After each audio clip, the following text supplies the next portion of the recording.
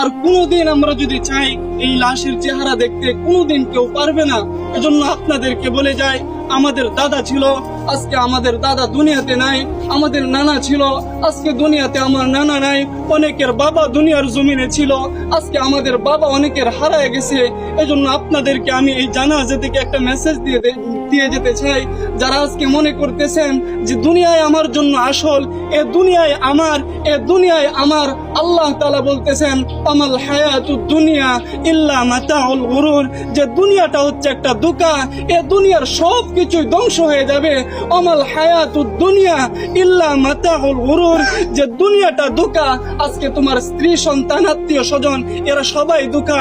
এজন্য মুহতারাম হাজরিন, দুনিয়ার মুখ থেকে আজকে আমরা আমাদের চেহারা, আমাদের দিল, আমাদের কলব আজকে আমরা আল্লাহর দিকে ফিরাইয়া দেই। যে জিন্দেগিতে যত গুনাহ করছি, আজকে এই জানাজা থেকে আমরা প্রতিজ্ঞা করতে চাই আর গুনাহ করব না। যেই কবরে আমাকে যেতে হবে, সেই কবরে আমাকে একা থাকতে হবে, আর গুনাহ করব না।